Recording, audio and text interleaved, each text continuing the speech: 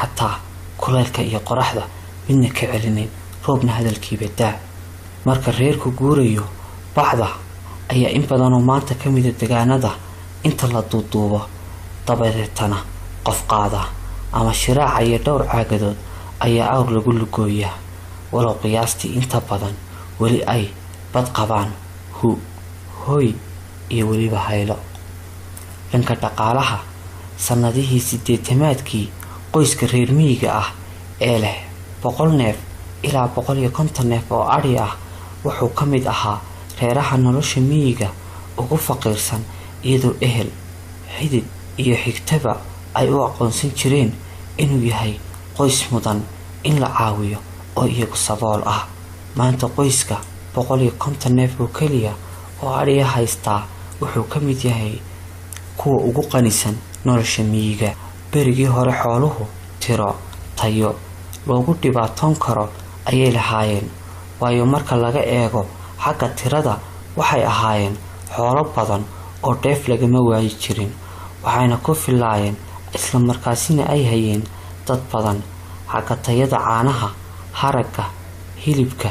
iyo iibka intuba waxtar ayay lahaan jireen, manay jirin dhibaatooyinka dhaqanka iyo dabeecadda ee maanta taagan.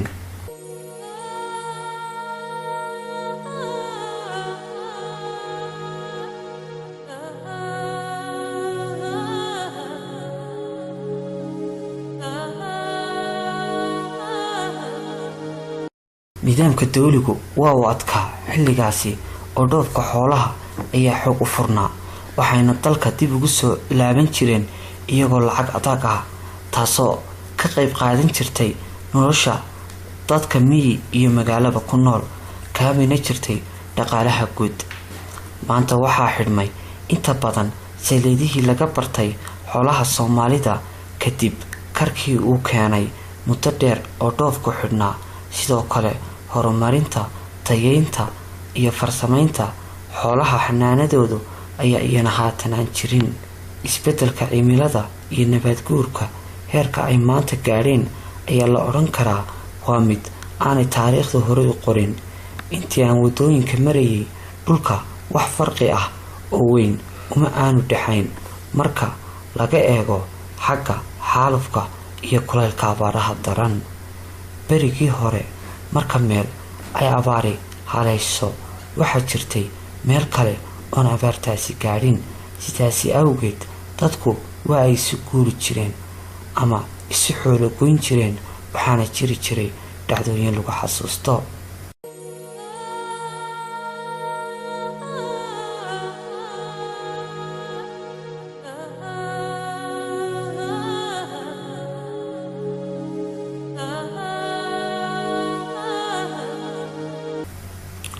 ababinta hablaha reer miyiga ah marka ay 6 sano gaaraan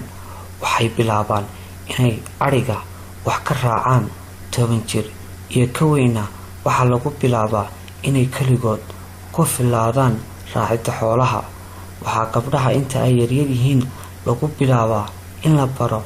hawsha ay dumarka reer miyiga ay qabtaan.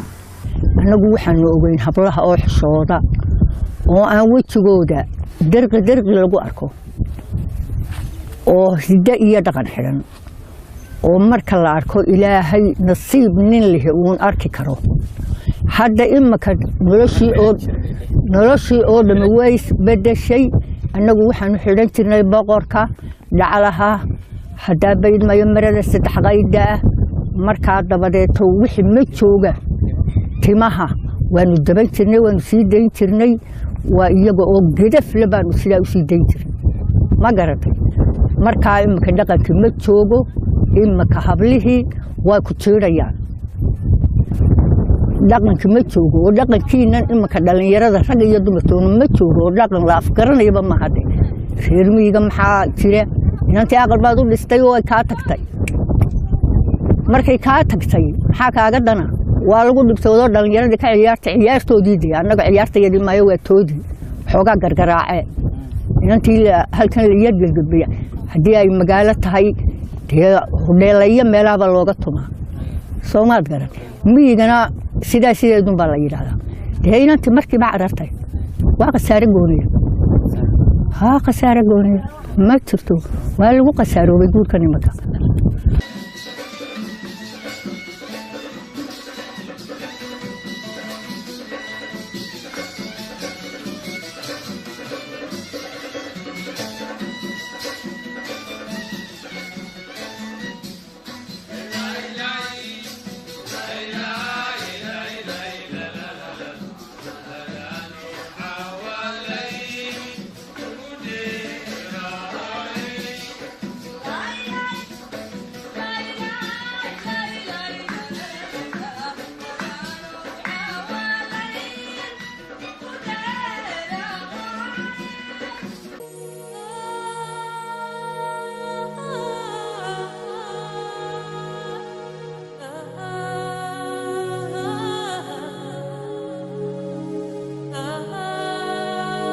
si aan nolosha qoyska reer miyiga ah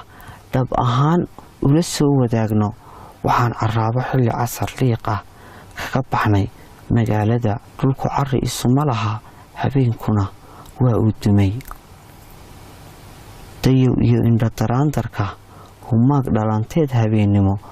waa gaaraabidhoodkee wuxuu walacleeyaba tala tidhi ku hooyo reerka kuugu dhow ma ay jirin bartilmaameedsi garashada aqoonin ku hagayso oo qayb ka ahaa majaraha safarka barnaamijkeenna diiradda wacyiga balse si dhab ahaan dhib iyo dheef nasiibka socdaalka u dhuganno ujeeddada barnaamijkana u dhowrno waxaa abbaaraa bartan habeennimo afka uga gallay qoys miye oo intay caways dabadii xoolahoodii maaleen dhalaan iyo waayeel dhulka dhinaca wada dhigay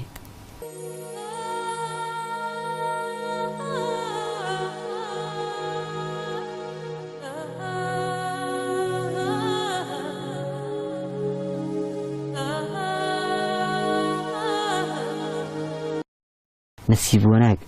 dayowgiiyo habeennimo habowgii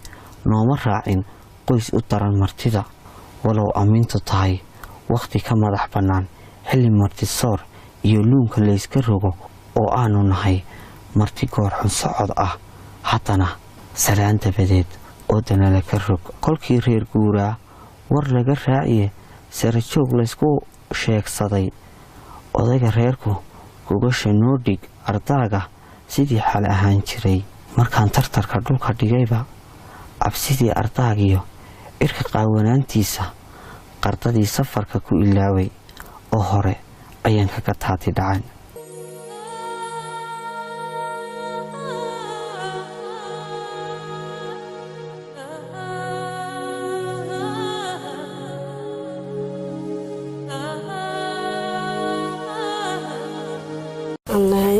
nafsaareeya maxaa qortay sudhay masabaana badan baan sadaalku wasalow kalgacalkuye anna mayla sara tegey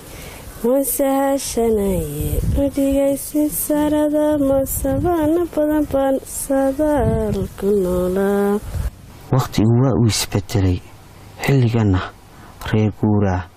iyo ninka ramadiyaal waa ay u siman yihiin nolosha miyiga wakhtiga barwaaqada lagu jiro ee raxmaadka rabbina ay dhulka ku hooreen nabaadkuna uu yahay midka isgaadhay aalaaba waxaa caadiyan xoolaha la foofshaa ama qoyska reer guuraaga ah iyo kuwa ramadiyaalaaba ay ooda ka qaadaan kadinka iyo weliba xerada xoolaha intaba barqada abbaaraa 9 subaxnimo hase yeeshee xilligu maaha xilligii abaartana dhulku waa ka siman yahay waxaana weli la wada naawilayaa dayrtii oon dhanna ka hoorin waxaanu sii daynaa imanka forsabal waxaanu xoolaha sii daynaa berihii xilliyada guga waxaanu sii dayn jiray ay xooluhu cunayaan ilaa 10 ayaa ooda laga qaadi jiray imanka waxaanu sii daynaa 6 iyo barka ayaa fantal shulu fil ardi nin qaraafayeen iskaba qadaba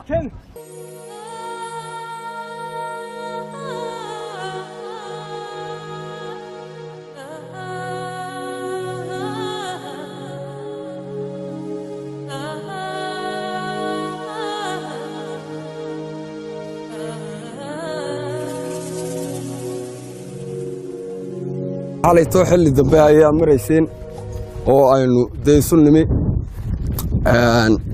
haddana waxa weeyaan martigelin waa igu leedihi markaa waxa weeyaan neefku waa inoo dambeeyaa inaynu dee ma garanaysaa suuriyada ah waa inoo dambeeyaa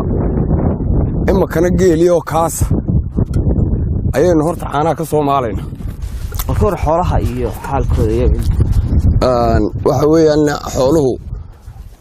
waxaan ku idhi abaarta joogta mooyaane xooluhu way qurux badan yihiin way aad bay wanaagsan yihiin oo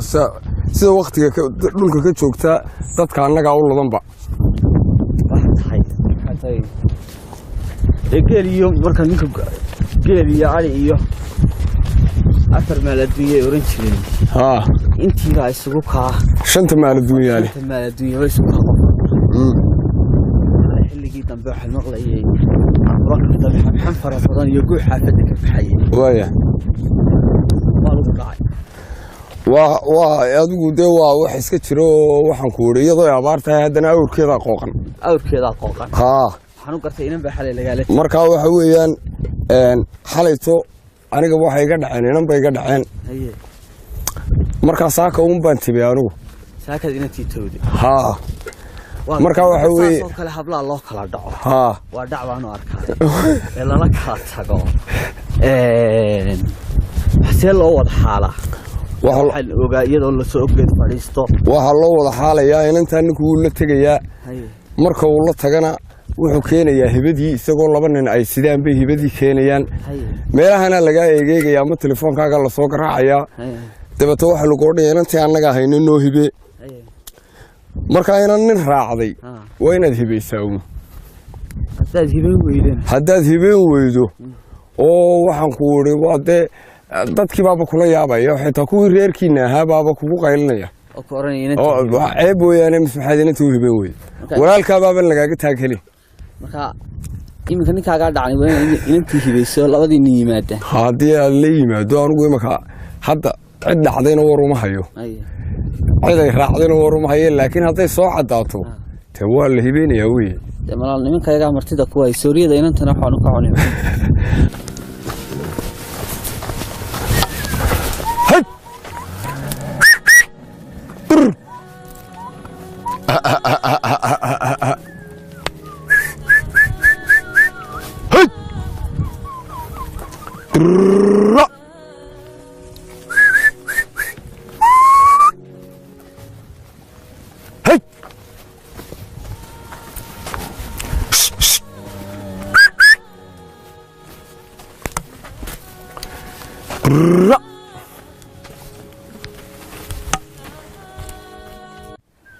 arigii wuu foofay waaya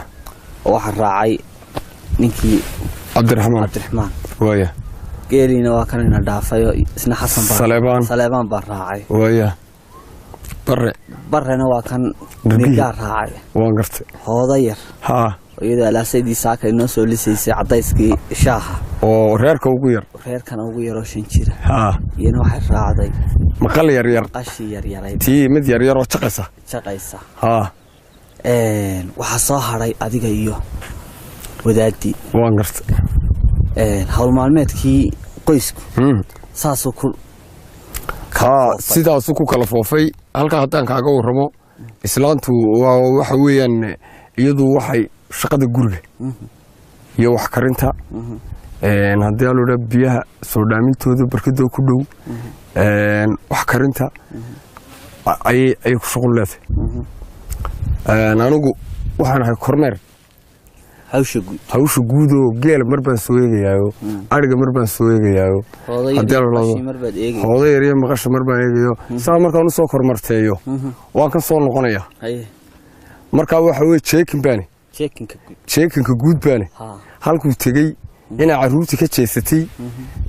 bal sidoo yahay ayaan soo checking gareeya maalin waxba waan ka tagaayo dan guud oo reerka ah ayaan qabtaayo ama aan Hargeysa wuxuu ka doono ama meel kale oo shir lagu leeyahay oo tuulaha aan ka qayb galo waa hawlahaygu waa sidaas waa gartay maanta hawshii waa kaaga duwanta hawl culus baad ku taalo taas sheegtay waa dhacan tahay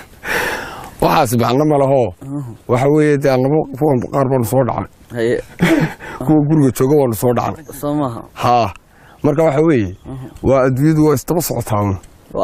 abka ab wax la kala dhacay abka weligay intaan jiray waa la kala dhacayo habluuna rag bay u joogaan ma garatay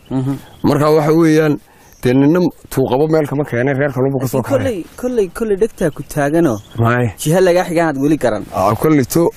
ciday tay cid dhacday un baanan garanayn laakiin saa kale wahane wahanaayad way aad baad u mahadsan tahay daawadayaal sidaad arkayseen qoyskan ilmaha u yari waa hooda subaxnimadii horeba waxay ahayd iyadu qofka noo soo maalay caanaha lagu cadaynayay shaahi quraacda sidoo kalena waxay haatan qayb